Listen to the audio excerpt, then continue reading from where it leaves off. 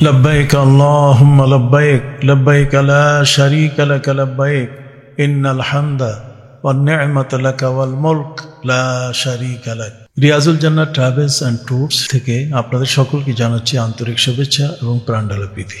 শুধু আজকে আমরা আলোচনা করব, আপনি পবিত্র উমরার ইহরাম বেঁধেছেন। উমরার ইহরাম বাঁধার পরে আপনি উমরার নিয়ম কানুন পালন করে এখন আপনি প্রস্তুতি নিয়েছেন। এয়ারপোর্ট থেকে আপনি পবিত্র কাবার উদ্দেশ্যে জেদ্দায় অবতরণ করবেন এবং সেখান থেকে বাকি কাজগুলো আপনি সমাপ্ত করবেন। তো প্রথম যে কাজটি হলো সেটা হলো যে আপনি আপনার ঘর থেকে পূর্ণ প্রস্তুতি নিয়ে আপনার লাগেজ ব্যাগেজ সহ আপনি হজ অফিস আশকোনায় চলে যাবেন। বাংলাদেশে দুটো পর্বের এমিগ্রেশন হবে, একটি হচ্ছে বাংলাদেশ পর্ব আর একটা হচ্ছে সৌদি পর্ব। বাংলাদেশ পর্বটির এমিগ্রেশন এটা হয় হজ ক্যাম্প আশকোনা, অর্থাৎ আশকোনা হজ অফিসে। সেখানে লোকজন থাকে আপনাদের যে লাগেজ আছে সেগুলোর মধ্যে ট্যাগ লাগিয়ে, যাতে আপনারা মক্কায় অথবা মদিনার হোটেলে যেন আপনারা পেয়ে যান, এই ব্যবস্থা করে তারপর আপনার এমিগ্রেশন শেষ করতে হবে। অতএব মক্কায় যাবার আগে আপনার প্রথম এমিগ্রেশন হচ্ছে বাংলাদেশের হজ অফিস আশকোনা। সেখানে আশকোনা হজ অফিস এটা সমাপ্ত করার পরে আপনি কিছুক্ষণ ওয়েটে থাকবেন, তারপরে বাস এসে দাঁড়াবে। আর বাস আসলে পরে সেখানে ধারাবাহিকভাবে এক বাসে যত যাত্রী সুন্দরভাবে বসে এয়ারপোর্টে যেতে পারে।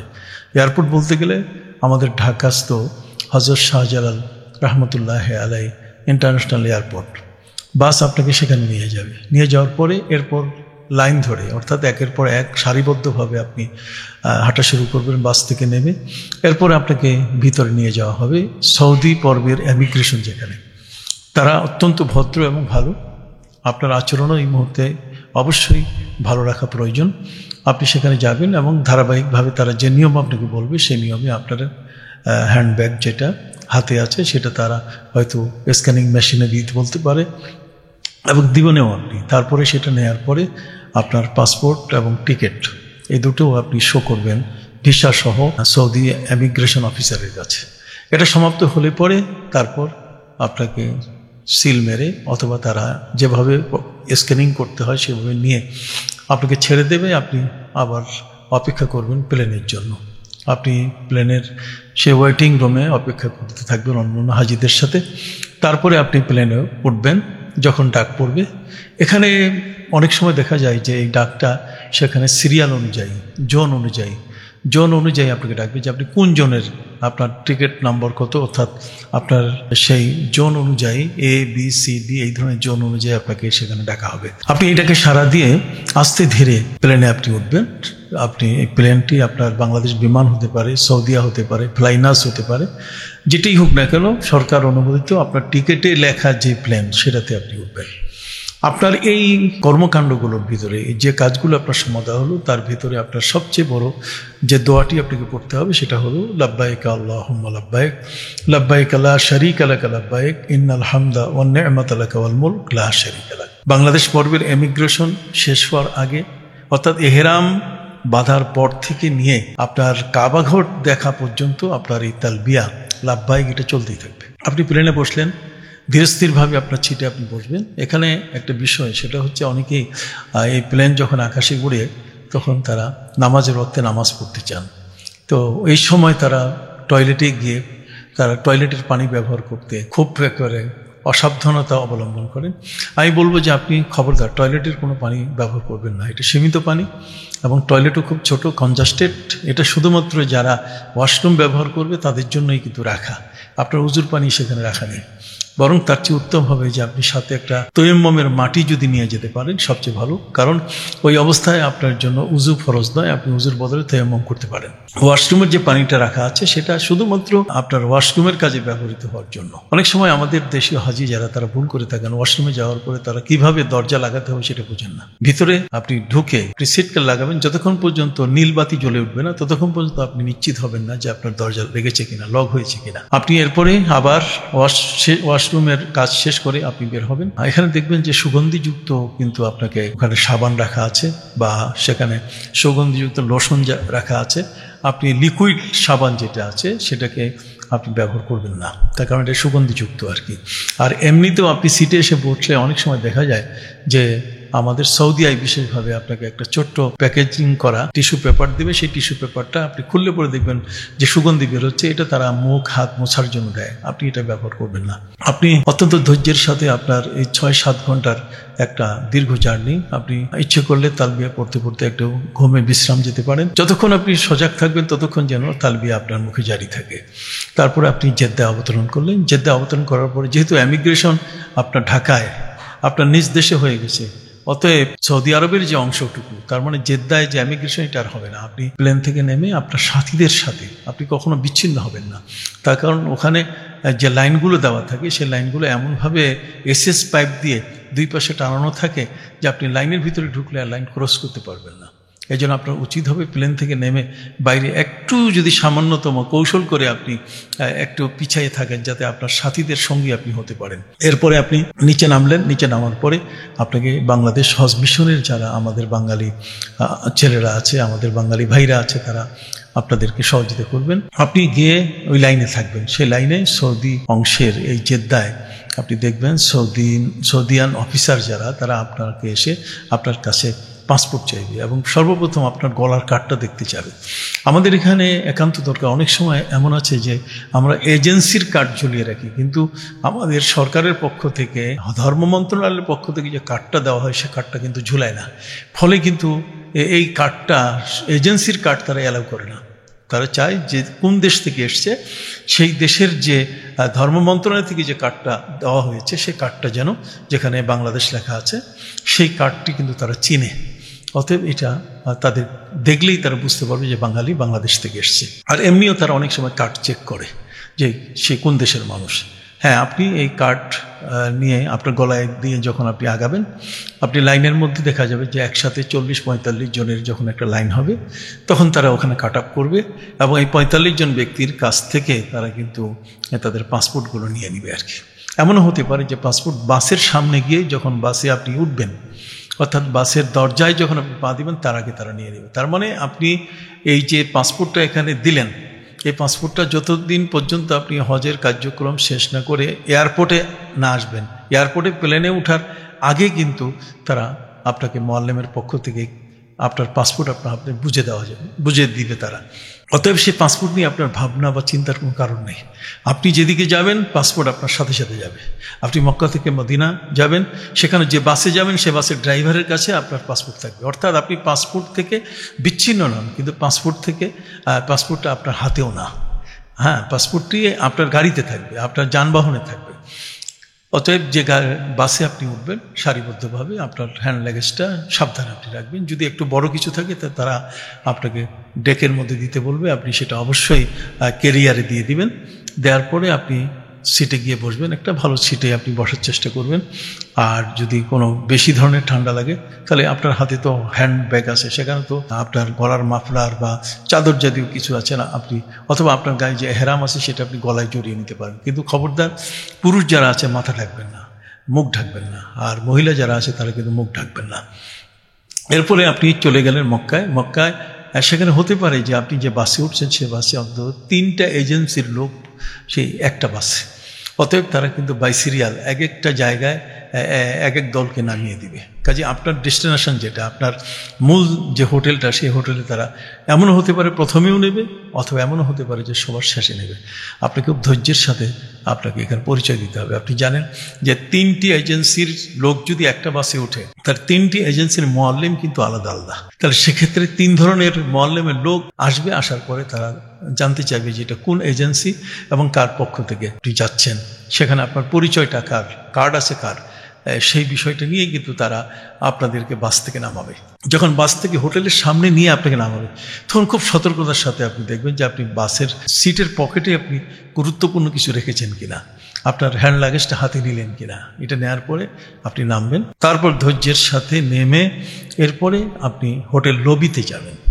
ইস্তেকবাল যেটাকে বলা হয়, এই লবিতে যাবেন। হোটেল লবিতে যাওয়ার পরে তখন আপনার সাথে মোয়াল্লেম অথবা ওখানে অপেক্ষমান যে মোয়াল্লেম, আপনার এজেন্সির যারা আছেন, তারা কিন্তু আপনাকে আপনার নির্ধারিত রুমে এবং যেখানে আপনার সিট আছে সেই জায়গায় আপনাকে ব্যবস্থা করবে। এই পুরো সফরের মধ্যে কোনো হেজিটেশন, কোনো রকম সংশয় অথবা অস্থিরতা এটা কিন্তু দেখানো যাবে না। আপনাকে পুরো পথটিতে পরিচয় দিতে হবে, ধৈর্যের পরিচয়। আপনি এরপরে আস্তে আস্তে আপনার রুমে যাবেন। আপনার রুমে যাওয়ার পরে সাথে সাথে এমনও হতে পারে যে আপনিও গেছেন, আপনার সাথে আপনার লাগেজও চলে গেছে, কিন্তু এমনও হতে পারে যে লাগেজ 5 ঘন্টা পরে আপনার হোটেলে আসবে, অথবা এমনও হতে পারে যে একদিন পরে আপনার হোটেলে লাগেজ চলে আসছে। কাজেই খুব অস্থিরতা দেখাবার কোনো সুযোগ এখানে নেই। আপনি এটা সম্পূর্ণ সরকারের কন্ট্রোলে। কথা যারা লাগেজগুলো দিয়ে যাবে তারা কিন্তু সরকারের নির্ধারিত ব্যক্তি, এখানে এজেন্সির কোনো হাত থাকে না। আপনি আপনার রুমে চলে গেলেন। রুমে যাওয়ার পরে রুমে যাওয়ার পরে খুব ধীরস্থিরভাবে আপনি চেষ্টা করবেন যে আপনার সঙ্গী যারা আছে, এক রুমে যদি 4 জন বা 5 জন হয়, তাহলে আপনি চাইবেন যে আপনার সিটটা সবার শেষে নিতে, যাতে করে কোনো বিশৃঙ্খলা না হয়। সবাই যদি প্রথমে এসে সিট দখল করার একটা প্রতিযোগিতায় নেমে যায়, তাহলে কিন্তু আর হজ থাকবে না। সেখানে হজটা একটা বাড়াবাড়িতে চলে যাবে এবং পরস্পরই সেখানে দেখা যাবে যে একটা যে মিল মহব্বত করে তারা ওই রুমে থাকবে, শেষ পর্যন্ত তাদের এই জিনিসটা রক্ষা হবে না। কাজেই আপনি ধৈর্যের পরিচয় দিয়ে বলবেন, ভাই আপনি যে কোনার সিটটা যদি পছন্দ করেন সেটা আপনি নেন, বাকিটা আমি নেব। এমন ধৈর্যের পরিচয় যদি আপনি দেন, তাহলে আপনি দেখবেন হজটা আপনার শেষ পর্যন্ত সুন্দর একটি হজ হবে। আপনি সেখানে গেলেন, হোটেলে যাওয়ার পরে আপনার প্রথমে আপনার সাথে যে মালামাল আছে সেটাকে আপনি সুন্দর একটি জায়গায় আপনি রাখার চেষ্টা করবেন। আপনার এখানে মাল রাখার ক্ষেত্রে আপনি দেখবেন যে পাশে যদি কোনো জায়গা থাকে সেখানেও আপনি রাখতে পারবেন, অথবা আপনার খাটের নিচে আপনি মালামাল রেখে প্রথম যে কাজটা আপনার হবে সেটা হলো যে আপনি দূর থেকে গেছেন, অর্থাৎ বাংলাদেশ থেকে আপনার নিজের ঘর থেকে প্লেন পর্যন্ত যেতে, সেখানেও কিন্তু দেখা গেছে যে 10-12 ঘন্টার একটা সময় আপনাকে নির্ঘুম অবস্থায়, ক্লান্ত অবস্থায় আপনাকে সময় দিতে হয়েছে। তারপরে আপনি প্লেনে, এরপর আপনি মক্কায় পৌঁছে এই যে বিশাল এক লম্বা জার্নি আপনি করলেন, সেই জার্নিটাতে আপনার মধ্যে অনেক ক্লান্তি এসে গেছে। অতএব সেই ক্লান্তি এটাকে দূর করার জন্য প্রয়োজন যে আপনার বিশ্রাম নেওয়া। এখানে এজেন্সির পক্ষ থেকে আপনাকে বলে দেওয়া হবে যে আপনি কখন কাবা ঘরে যাবেন। এখন কিন্তু মনটা আপনার উচ্চাটন হয়ে থাকবে। কাবা ঘর দেখার মানে এক বিশাল বড় ইচ্ছা নিয়ে দেখা যাবে যে আপনার ঘুম হচ্ছে না। দেখা যাবে যে বারবার আপনার মন চাচ্ছে যে আমি আমার সাথে যে মুআল্লিম অথবা গাইড, তাকে জিজ্ঞেস করি যে কখন আমাকে নেবেন।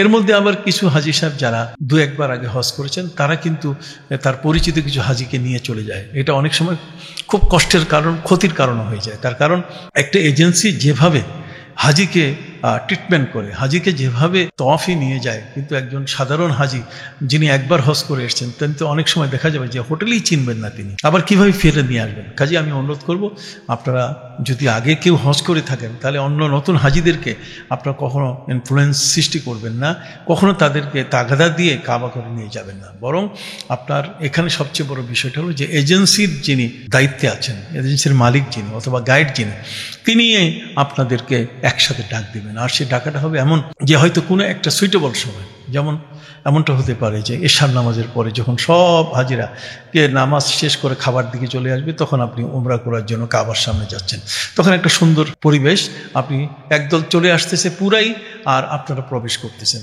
এই সময়টাই উত্তম সময়। অথবা এমন আছে যে আপনি যদি মক্কায় সকাল 7টায় পৌঁছে থাকেন, তাহলে সেখানে অন্তত ঘন্টা 1.5-2 আপনি বিশ্রাম নেবেন, এরপর 9টার দিকে আপনি বের হন কাবা ঘরের সামনে গিয়ে, এরপর আপনি উপস্থিত হয়ে সেখানে আপনি তওয়াফ শেষ করে, সাই শেষ করে, হালাল হয়ে আবার আপনি জোহরের আগেই ফিরতে পারবেন, অথবা জোহরের নামাজ পড়ে আপনি ফিরতে পারবেন। মনে রাখতে হবে যে একটা উমরা আদায় করতে কাবা ঘরের অঙ্গনে যাওয়ার পরে প্রায় 3 থেকে 3.5 ঘন্টা সময় লাগে। অতএব সেই হিসাবটা করেই আপনার গাইড কিন্তু আপনাকে ডেকে নেবেন, আপনি গাইডের অনুসরণ করবেন। আপনি আপনার এই হোটেলে অবস্থানকালীন সময় আপনার প্রথম কাজটি হলো, দূর দূরান্ত থেকে আপনি গেছেন, অতএব আপনি গোসল করে নেন, আপনার পরনের যে এহরামের কাপড়টা আছে সেটা ধুয়ে ফেলে আরেক সেট নতুন কাপড়, যেটা আপনার হ্যান্ড ব্যাগেজ আমি নিতে বলেছি, সেটা আপনি নিয়ে আপনি একটু পরিধান করুন, তারপর অপেক্ষা করুন। যখন আপনি বের হবেন, তখন বের হওয়ার সময় আপনার সাথে কি কি জিনিস থাকবে। আপনি হোটেল থেকে বের হয়ে যখন কাবার ঘরে এই প্রথম তওয়াফে যাচ্ছেন, তখন কিন্তু আপনার কিছু সতর্কতা আছে।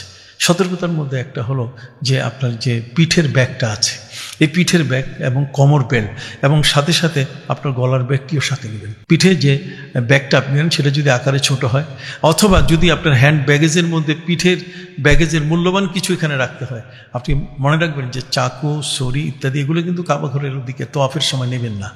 বরং আপনার বেল্ট, যেটা হাজির যে কোমর বেল্ট আছে, কোমরের বেল্টে আপনার ডলার বা রিয়াল সেখানে রাখা আছে, আর আপনার পাসপোর্ট এবং পাসপোর্টের সাথে ভিসার যে কপিটা, এটা তো আপনার গলার ব্যাগে আছে, তাহলে এই গলার ব্যাগ আর আপনার কোমর বেল্ট এবং সাথে সাথে আপনি জুতার ব্যাগ সাথে নেবেন, এবং তওয়াফের যে বইটা, একটা ছোট বই এইভাবে আপনি আপনার গলার ব্যাগে আপনি রাখবেন। তাহলে হবে কি যে আপনি বইটা দেখে দেখে আপনি হজের এই আমলগুলো আপনি সহজভাবে করতে পারবেন। অপর দিক থেকে এখানে কিন্তু এজেন্সির যে কার্ড আছে, এজেন্সির কার্ডে কিন্তু আপনার হোটেলের নাম লেখা আছে। অপরদিকে আপনি যখন হোটেল ত্যাগ করবেন, অর্থাৎ আপনি আপনার এই সুনির্ধারিত হোটেল থেকে যখন তওয়াফের দিকে আসবেন, তখন হোটেলের রিসিপশন থেকে হোটেলের কার্ড একটা অবশ্যই সাথে আপনি নেবেন। আপনি বের হওয়ার পরে আপনি অন্ততপক্ষে দুই দিকে দেখবেন যে দুই দিকের হোটেল, ডান দিকে কেমন, বাম দিকে কেমন, কোন হোটেল আছে, এটা যদি আপনি জানতে পারেন আরও ভালো। আর না হলে তো এজেন্সির গাইড যিনি আছেন তিনি আপনাকে গাইড করেই সেই হোটেলে আবার ফেরত নিয়ে যাবেন। পাশাপাশি আরেকটা জিনিস, সাধারণত হাজি সাহেবদের 7 দানার তসবি দেওয়া হয়। এই 7 দানার তসবি যেটা, এটা আপনার সাথে হলে আপনি কয় চক্কর দিলেন, অনেক সময় বয়সের কারণে মনে রাখা সম্ভব হয় না। তাই 7 দানার তসবিটা হজরে আসওয়াদ থেকে শুরু হলো, হজরে আসওয়াদে আসলো, এক তওয়াফের 7টা চক্করের মধ্যে এই একটা চক্কর, দ্বিতীয় চক্কর আবার হজরে আসওয়াদ থেকে শুরু হবে, আবার ওখানে এসে শেষ হবে, এটা দ্বিতীয় চক্কর, দুইবার দ্বিতীয় দানা যেটা সেটা টেনে নিলেন। এইভাবে 7 দানা তসবি যেটা, সেটা কিন্তু আপনি অবশ্যই আপনার সাথে নিয়ে আপনি হোটেল থেকে বের হবেন। আমরা রিয়াদুল জান্নাহ ট্রাভেলস অ্যান্ড ট্যুরসের পক্ষ থেকে হাজিদের পাশে থেকে আমরা তাদেরই সহযোগিতা করে থাকি। আশা করি আপনারা ভালো থাকবেন, আমাদের সাথে যোগাযোগ করার অনুরোধ রইল। আসসালামু আলাইকুম ওয়া রাহমাতুল্লাহি ওয়া বারাকাতুহু।